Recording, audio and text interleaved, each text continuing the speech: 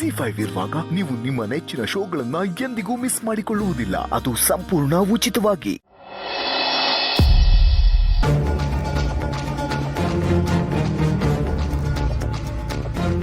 Wow, ಎಂತ ಸುದ್ದಿ ಕೊಟ್ಟಿಯಪ್ಪ ದೇವ್ರೆ. ಸತ್ಯ ಅಂದ್ರೆ ತಲೆ ಮೇಲೆ ಹೊತ್ಕೊಂಡು ಮೆರೆಸ್ತಾ ಇದ್ರು. ಈಗ ಗೊತ್ತಾಯ್ತಲ್ಲ, ಅವಳು ದೇವ್ರಲ್ಲ, ನಮ್ಮ ಹಾಗೆ ಮನುಷ್ಯಳು ಅಂತ.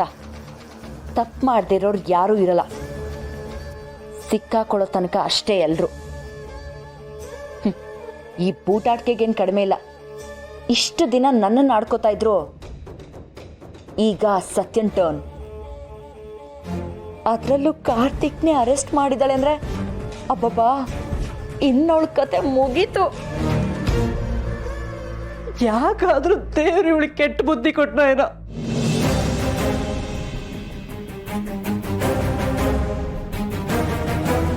ಅದ್ಯಾವ ಜನ್ಮದಲ್ಲಿ ಅದೇನು ತಪ್ಪು ಮಾಡಿದ್ನೋ ಏನೋ ಈಗ ಅನುಭವಿಸ್ತಿದ್ದೀನಿ. ಒಂದ್ ಕಡೆ ಅವಳು, ಇನ್ನೊಂದು ಕಡೆ ಇವಳು. ಸಮಾಧಾನ ಮಾಡ್ಕೊಳ್ಳಿ ಅತ್ತೆ, ಏನೋ ಪರಿಸ್ಥಿತಿ ಹೀಗಾಗಿದೆ, ಎಲ್ಲ ಸರಿ ಹೋಗುತ್ತೆ. ಏನೋ ನನ್ನ ಮೊಮ್ಮಗಳ ಕನಸು ನನ್ಸಾಗ್ಲಿ ಅಂತ ಅವಳಿಗೆ ಸಪೋರ್ಟ್ ಮಾಡಿದ್ದೆ ತಪ್ಪಾಯ್ತಾ? ನನಗೆ ಅದ್ದಿಯಲ್ಲೇ ನೀನು ತಪ್ಪು ಅಂತ ಅಲ್ಲ ಅತ್ತೆ. ಈಗ ಅದ್ರ ಪರಿಣಾಮ ಏನಾಗಿದೆ ಅಂತ ನೋಡಿದ್ರ?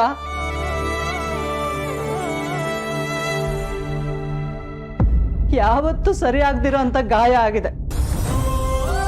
ಈಗ ಹೊಡೆದಿರೋ ಮನಸ್ಸುಗಳನ್ನ ಇನ್ ಮುಂದೆ ಜೋಡ್ಸಕ್ಕಾಗತ್ತಾ? ಇಲ್ಲಿ ಎಲ್ಲಾನು ಕ್ಷಣಿಕ ಜಾನಕಿ. ಇವತ್ತು ಸತ್ತಿಂದು ತಪ್ಪು ಅಂತ ಇರೋ ಜನ ನಾಳೆ ಸತ್ಯ ತಪ್ಪು ಮಾಡಿಲ್ಲ ಅಂತ ಗೊತ್ತಾದ್ರೆ ಸರಿ ಹೋಗ್ತಾರೆ. ಆದ್ರೆ ಗಂಡನ್ನೇ ಅರೆಸ್ಟ್ ಮಾಡಿರೋ ಹೆಂಡತಿಯನ್ನು ಕಳಂಕನ ಅಳಿಸಾಕಾಗತ್ತಾ ಅತ್ತೆ?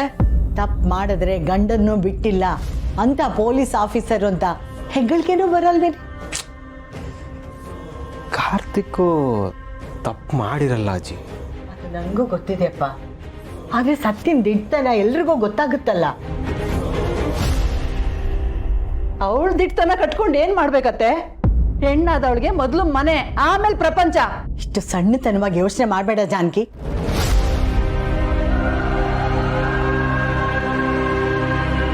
ಕೆಟ್ಟ ಗಳಿಗೆ, ಕೆಟ್ಟ ಪರಿಸ್ಥಿತಿ ಅನ್ನೋದು ಆ ಭಗವಂತನೇ ಬಿಟ್ಟಿಲ್ಲ. ಅಂಥದ್ರಲ್ಲಿ ನಾನು ನೀನು ಯಾರೇ? ನನಗೆ ನೀವು ಏನೇ ಹೇಳಿದ್ರು ಸಮಾಧಾನ ಆಗಲ್ಲ ಅತ್ತೆ.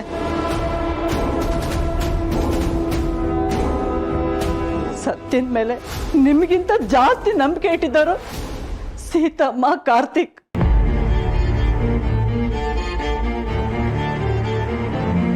ಈಗ ಅವ್ರ ವಿರೋಧನೇ ಕಟ್ಕೊಂಡ್ಲಲ್ಲ ಅತ್ತೆ. ಮುಂದೆ ಅವಳ ಭವಿಷ್ಯ ಏನು?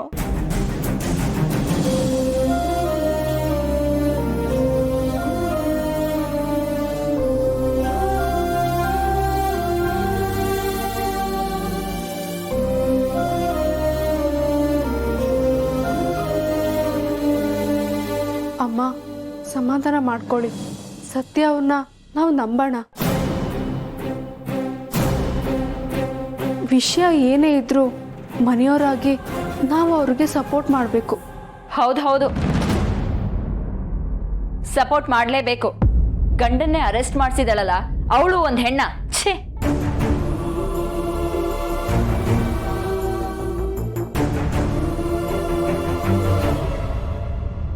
ಏಯ್, ನೀನ್ ಅವಳ ಬಗ್ಗೆ ಮಾತಾಡಬೇಡ, ಸುಮ್ಮನೆ ಇರು. ಮೊದ್ಲೇ ನನ್ನ ಮನ್ಸು ಸರಿ ಇಲ್ಲ.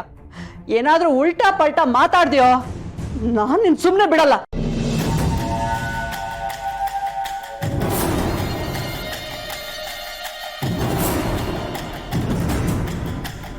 ಸ್ವಂತ ಅಕ್ಕ ಅಂತಾನು ಮುಲಾಜ್ ನೋಡಲ್ಲ ಅವಳು. ಇನ್ ಗಂಡನ ಮನೆಯವ್ರನ್ನ ಬಿಟ್ಬಿಡ್ತಾಳ, ತಿಂದು ತೇಗ್ಬಿಡ್ತಾಳೆ. ಅತ್ತೆ, ಇವಳನ್ನ ಸುಮ್ಮನಿರಕ್ಕೆ ಹೇಳಿ.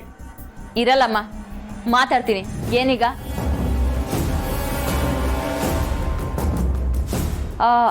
ಸತ್ಯನ್ ನೋಡಿ ಕಲ್ತ್ಕೊ ಅಂತ ಹೇಳ್ತಿದ್ಯಲ್ಲ, ಇದನ್ ಕಲ್ತ್ಕೋಬೇಕಾ?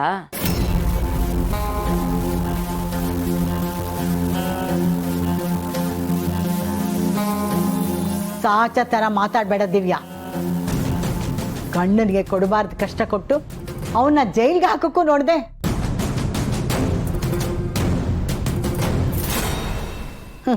ನಿನಗಿಂತ ಸತ್ಯ 1000 ಪಾಲು ಮೇಲು.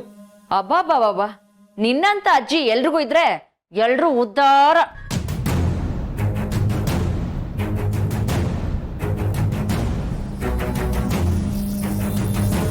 ಇಷ್ಟು ದಿನ ನನ್ನನ್ನೇ ಆಡ್ಕೊಂಡು ನಗ್ತಿದ್ರಲ್ಲ, ನೋಡ್ತಾ ಇರಿ, ಅವಳನ್ನ ಒದ್ದು ಆ ಮನೆಯಿಂದ ಹೊರಗಡೆ ಹಾಕ್ತಾರೆ. ಆಗ ಅವಳನ್ನು ಸೇರ್ಸ್ಕೊಂಡು ನಗ್ರಿ, ಓಕೆನಾ? ದಿವ್ಯಾ, ಅಜ್ಜಿ ಅತ್ತೆ ಆಗ್ಲೇ ನೋವಲ್ಲಿದ್ದಾರೆ. ಮತ್ತೆ ಗಾಯದ ಮೇಲೆ ಬರೆ ಎಳಿಬೇಡ, ಸುಮ್ಮನಿದ್ಬಿಡು. ಸರಿ ಬಾಲ, ನೀನ್ ಹೇಳ್ದೆ ಅಂತ ಸುಮ್ಮನಿರ್ತೀನಿ. ಇಲ್ಲ ಅಂದಿದ್ರೆ ಇವ್ರಿಗೆಲ್ಲ ಗ್ರಾಚಾರ ಬಿಡಿಸ್ಬಿಡ್ತಾ ಇದ್ದೆ.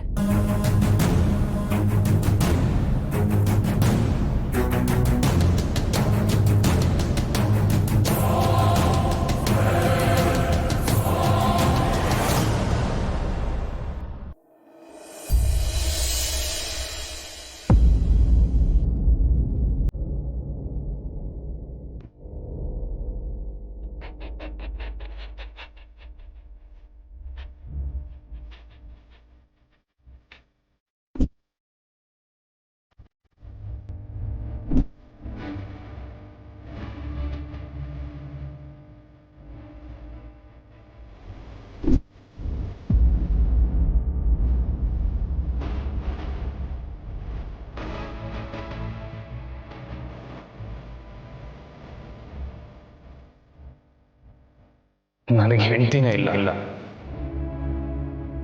ನನ್ನ ಹೆಂಡತಿ ಯಾವಾಗ ನನ್ನ ಕೈಗೆ ಕೋಳ ಹಾಕಿದ್ಲೋ ಆವಾಗಲೇ.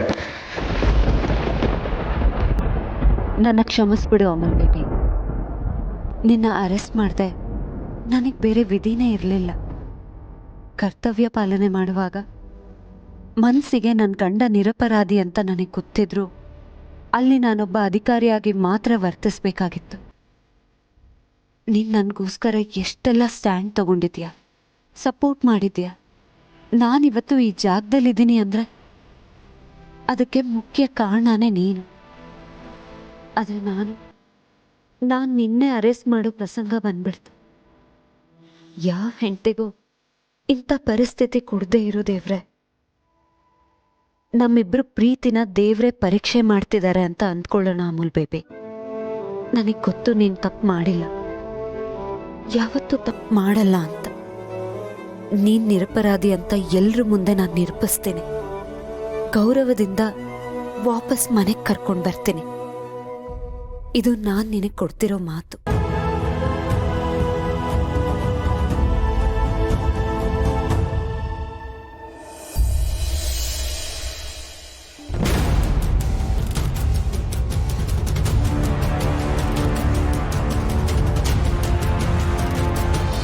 ಅಕ್ಕ, ಕಾಫಿ ತಗೋ.